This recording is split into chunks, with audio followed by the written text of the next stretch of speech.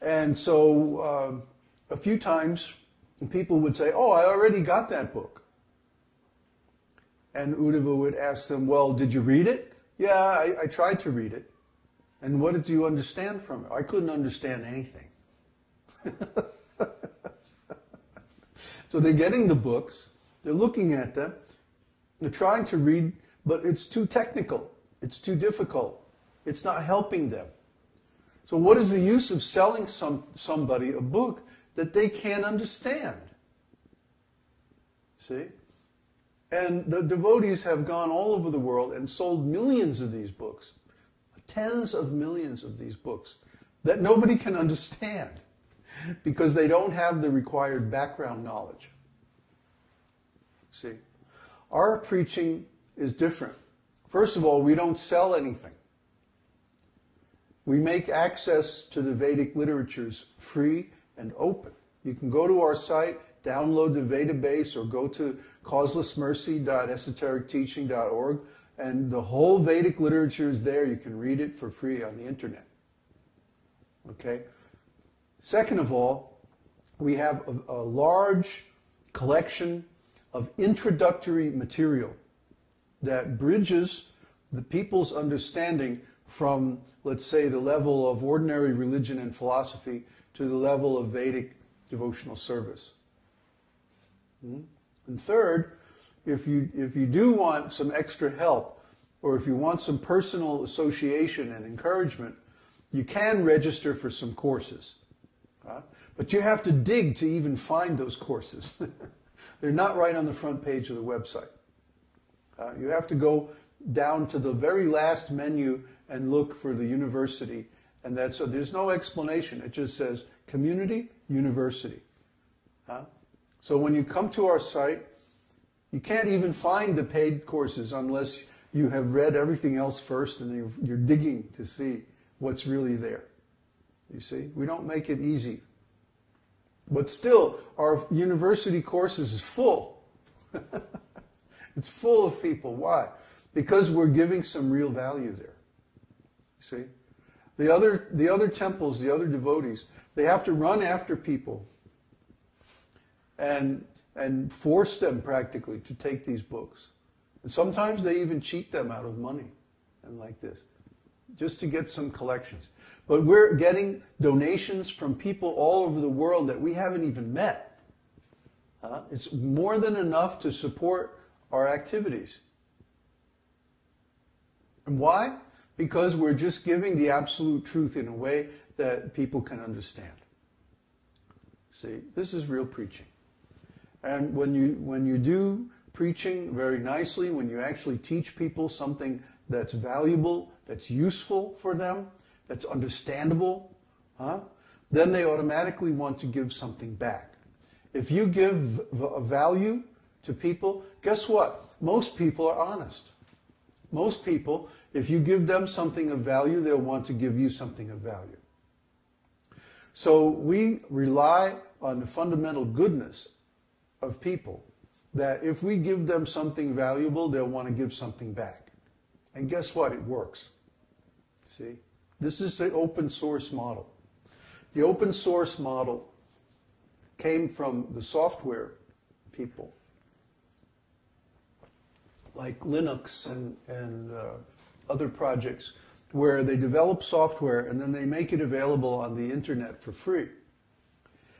And they even allow you to download the source code and modify it and make your own variations or fix problems in the software. This is really cool. And then, if you want, let's say, more training, or if you want a customized version of the software or something like that, then you can pay for these additional services. But the basic program is available for free. And this is turning out to be a very, very good business model.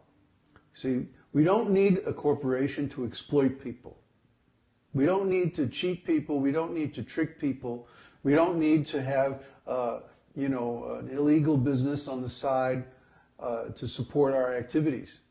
We can be completely honest, completely straightforward, give people something of great value, This science of consciousness, science of devotional service. And guess what? They will reciprocate. They will give us something of value. They'll give us their association. They'll give us their attention, their interest, and they'll even support us financially just because we're giving something they find useful and valuable. But this is what I could never understand about the other devotees. Like, why aren't they doing something similar?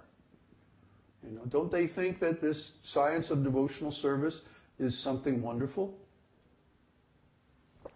Don't they care about the reputation of the devotees in the eyes of the world? Don't they think that intelligent people can tell if they're being selfish and tricky and political? Don't they think that the advanced devotees think less of them because they don't follow the instructions of their own spiritual master? Don't they think that people in general can't tell when they're being cheated and ripped off? I mean, really.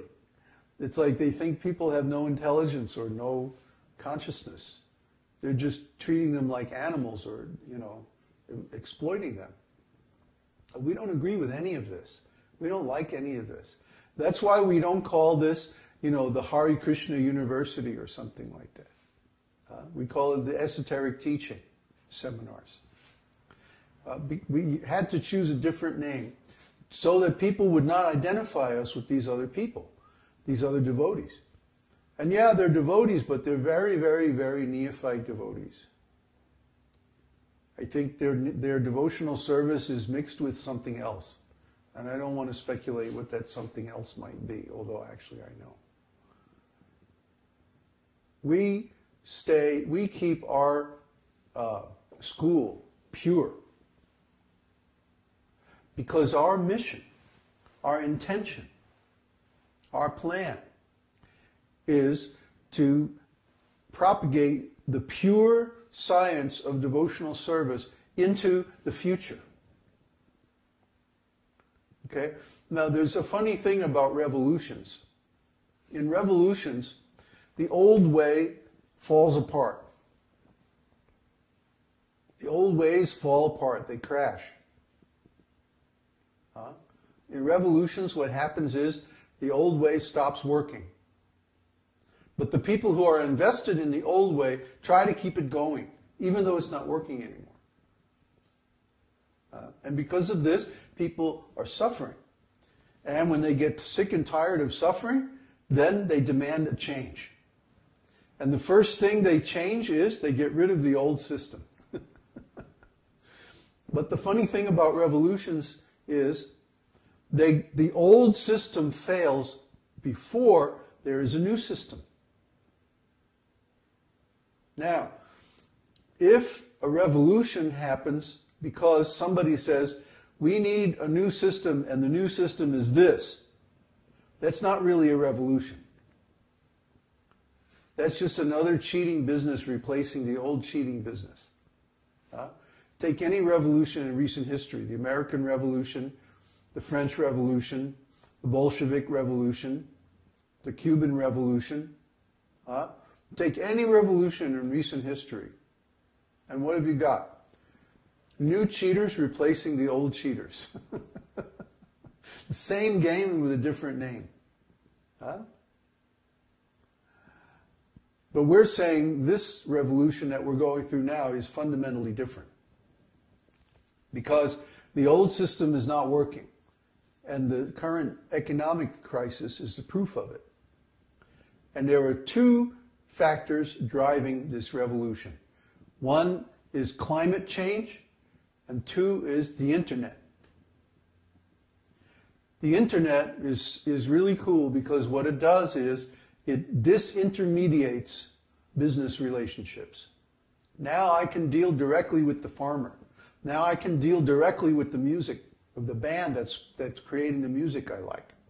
Now I can deal directly with the artist who's producing the artwork that I like. Now I can deal directly with the esoteric school instead of going through some local temple or branch. See? I can deal directly with the guru. I can deal directly with the source. The internet is revolutionary because it disintermediates these relations. And now there's no need for these chains of distribution and chains of basically rip-offs, corporate rip-offs, between the source of a service or product and its user or consumer. See? I can get the software I need directly from the people who write it. I don't need to go down to the store anymore and buy it. See? And so many businesses are closing because of this. People don't realize this is a fundamental change in the way that business is done. A fundamental change in the way that everything is going to be done. Look at the music business, for example. So this same effect is going to happen, not only in business, but